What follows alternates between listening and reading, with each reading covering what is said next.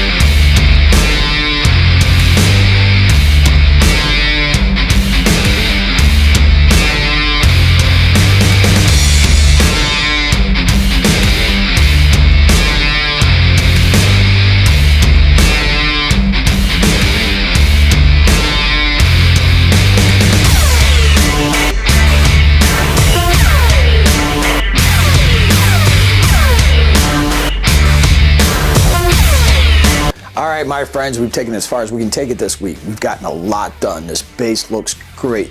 Because of the snot work here, you know, I am actually able to start doing some work here in the center. You know, we have a lot of ground table to fill. So we need to get to work on that as well. The backside still needs a little bit of work, but we still need to put some of this in before we can finish it. You know, one always leads into the other. Now I can continue on with this tower working on it, but I'm gonna give it a break. I wanna get some of this table ground finished. Because if I can't get that filled in, and you know, I don't wanna run out of time.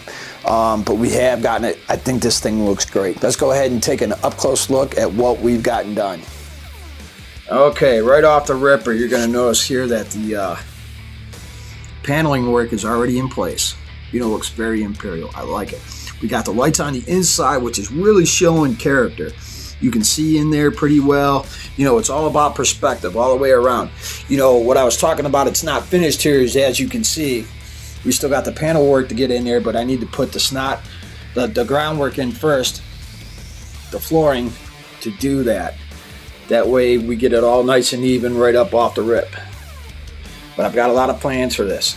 And then I put this arrow in here. You know, there is a little bit of white, and I thought that would be a cool little detail to add. You know, why not?